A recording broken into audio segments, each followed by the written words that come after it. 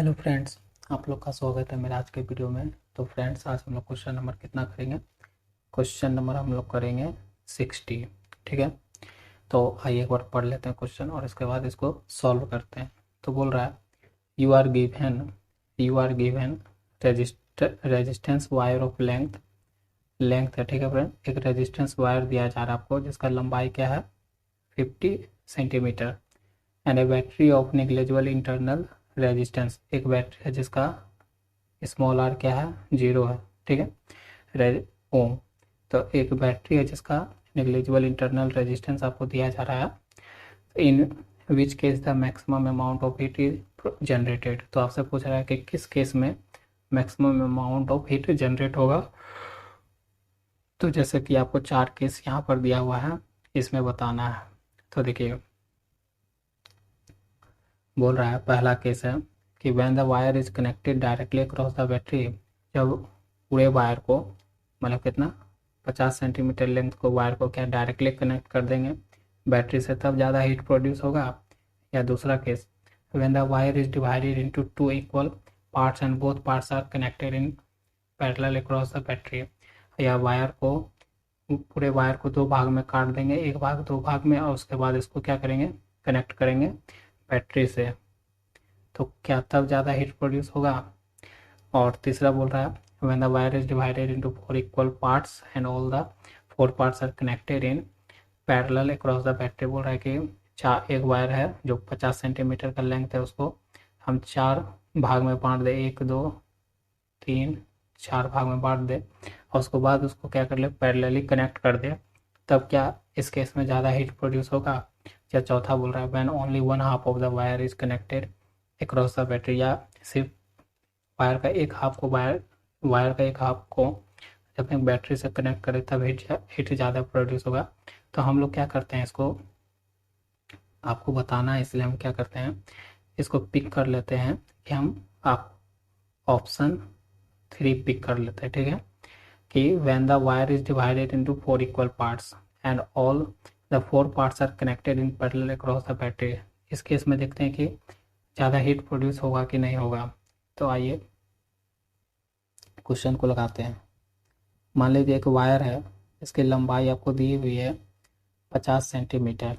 ठीक है, ये लेंथ ऑफ वायर है, और इस वायर को नाम देते थे ए बी। इसी वायर को क्या करना है, हमको 4 भाग में बांट लेना है, 1 2 3, एक पार्ट 2 पार्ट 3 पार्ट 4 पार्ट में इस वायर को क्या किया बांट लिया है। और हम लोग जानते हैं कि एक वायर होता है उसका अपना एक प्रॉपर्टी होता है रेजिस्टेंस, वो कंटेन किए हुए रहता है। तो इसको बांटने के बाद क्या बोल रहा है, इसको हम पैरेलली कनेक्ट कर लेते हैं चारों वायर को।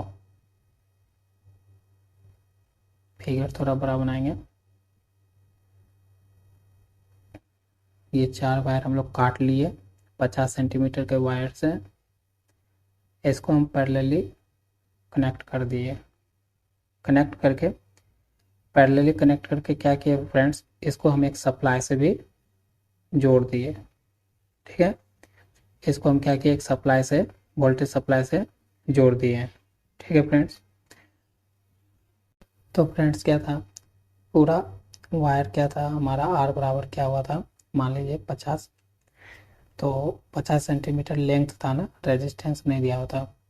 तो मान लेते पूरा वायर का वायर का रेजिस्टेंस क्या था, मान आपको आर था। ठीक है, आर था, अगर उस पूरा रेजिस्टेंस आर ओम था पूरा वायर का, तो उसको अगर 4 भाग में बांटेंगे वायर को, तो रेजिस्टेंस भी बटेगा। तो रेजिस्टेंस किस फॉर्म में बटेगा, तो R/4, ये हो गया आपका R1 वायर, फिर R/4 4 भाग में बांट रहे हैं वायर को, इसीलिए ऐसा हो रहा है। फिर R/4 इक्वल टू R3, फिर R/4 इक्वल टू R4, बांट लिए हम लोग 4 में और वोल्टेज सप्लाई से कनेक्ट कर दिए। ठीक है फ्रेंड्स, इतना आपको समझ में आया होगा। इस तरह से आप डायग्राम देख सकते हैं अपना। तो ये हो गया। तो अब क्या बोल रहा है फ्रेंड्स, तो इस केस में आपको देखना है कि हीट ज़्यादा प्रोड्यूस होगा कि नहीं होगा। तो एक बात बताओ, ये सब चारों रेजिस्टेंस किस में है, पैरेलली कनेक्ट है। जब हमारा चारों रेजिस्टेंस पैरेलली कनेक्ट है, तो हम जानते हैं इन पैरेलल पैरेलल कनेक्शन में क्या जानते हैं, रेजिस्टेंस का क्या होता है, क्या निकलता है, टोटल रेजिस्टेंस अगर निकालेंगे चारों वायर को मिला के तो कितना हो जाएगा, R बाय जो नंबर ऑफ रेजिस्टेंस, ये होता है फॉर्मूला। तो यहाँ पर आर टी बराबर क्या हो जाएगा, रेजिस्टेंस का मान कितना है, R/4 है। तो इस फॉर्मूला में पुट करेंगे तो R/4, और नंबर ऑफ रेजिस्टेंस कितना बांटे हैं 4 में, तो 4 आ जाएगा। तो हमारा आर टी क्या निकल जाएगा, आर टी निकलेगा R/16 ओम। ठीक है फ्रेंड्स, ये निकल गया। इन पैरेलल जब चारों रेजिस्टेंस कनेक्ट है तो उसका टोटल रेजिस्टेंस निकाल लिए फ्रेंड्स। अब देखो, हम लोग जानते हैं, वी नो डैट, अगर हम हीट का फॉर्मूला देखें, क्योंकि हमको हीट प्रोड्यूस करवाना है तो हीट फार्मूला क्या होता है, I²RT होता है, ये फार्मूला होता है। तो यहाँ पर देखो, तो इसके लिए लिख सकते हैं I²R total T into T।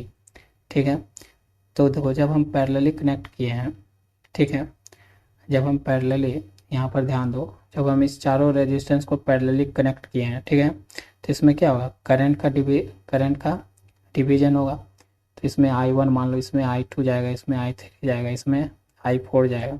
ठीक है, लेकिन वोल्टेज सब में क्या रहेगा, V सब में वोल्टेज सेम रहेगा। तो हमारा चेंजेबल कौन है, I है। और रेजिस्टेंस का मान देखो सब केस में क्या है, सेम ही है। तो रेजिस्टेंस को हम क्या मान सकते हैं, रेजिस्टेंस का मान जो हम माने हैं, मैं यहाँ लिखता हूँ, जो हम रेजिस्टेंस R/4 लिखे हैं मान, ये इसके लिए हम यहाँ पर क्या मान सकते हैं, कांस्टेंट मान सकते हैं, क्योंकि सेम ही वैल्यू है सब रेजिस्टेंस का। तो अगर सेम वैल्यू है तो यही H= क्या हो जाएगा, अगर रेजिस्टेंस और टाइम को कांस्टेंट मान लें हम इस फॉर्मूला में, तो R डायरेक्टली प्रोपोर्शनल क्या हो जाएगा, हीट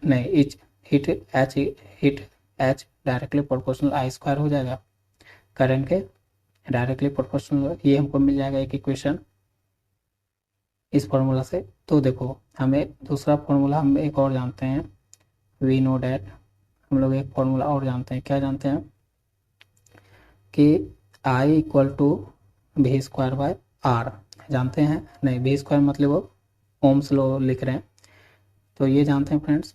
तो इसमें बताओ, करंट क्या होता है जब पैरेलली कनेक्ट करते हैं, जब पैरेलली कनेक्शन करते हैं तो करंट क्या होता है, कम होता है। तो यहाँ इस सर्किट के लिए करंट क्या हो रहा है, कम हो रहा है। तो क्या यहाँ पर हो रहा है, करंट क्या हो रहा है, ज़्यादा हो रहा है। ठीक है, इन्वर्सली प्रोपोर्शनल है तो रेजिस्टेंस कम हो रहा है तो करंट ज़्यादा हो रहा है। जब हम क्या करते हैं, पैरेलल कनेक्शन करते हैं, पैरेलल कोई भी कनेक्शन करते हैं तो उसमें रेजिस्टेंस क्या होता है, घटता है और करंट बढ़ता है। ठीक है, तो जब करंट इस यहाँ से बढ़ रहा है तो ये करंट क्या होगा, अगर इक्वेशन 1 में बात करें तो जब करंट हमारा बढ़ रहा है, इंक्रीज कर रहा है, तो क्या होगा, हीट के साथ करंट का कैसा डायरेक्ट रिलेशन है, डायरेक्टली का। तो यहाँ से हीट भी बढ़ेगा, जितना करंट बढ़ेगा उसके मल्टीपल हीट भी बढ़ेगा, स्क्वायर टाइम बढ़ेगा। तो हमारा ये केस फॉलो कर जाता है। तो हम यहाँ लिख सकते हैं, तो हम यहाँ ऑप्शन जो हम माने थे, यहाँ देखो, ये जो ऑप्शन हम माने थे 3 वाला, ठीक है, ये जो 3 वाला ऑप्शन माने थे कि when the wire is divided into 4 equal parts and all the 4 parts are connected in parallel across the battery, तो ये हमारा क्या हो गया, इस केस में हमारा मैक्सिमम हीट प्रोड्यूस हो रहा है। इस केस में हमारा क्या हो रहा है, हीट जो है मैक्सिमम प्रोड्यूस हो रहा है। ठीक है, तो हमारा ऑप्शन क्या हो जाएगा, यही सही हो जाएगा। ठीक है, तो आपको समझ में आया होगा फ्रेंड्स। तो वीडियो को आप लाइक कर सकते हैं, कमेंट कर सकते हैं, और अगर आप चैनल पर सब्सक्राइब हैं तो फ्रेंड्स ज़रूर सब्सक्राइब करें, क्योंकि ज़रूर करें फ्रेंड्स, मोटिवेट करने के लिए, क्योंकि आपका एक लाइक या एक सब्सक्राइब हमारे लिए क्या है, मोटिवेशन का काम करती है। तो चलिए मिलते हैं फिर से नेक्स्ट क्वेश्चन में, आज के लिए इतना ही।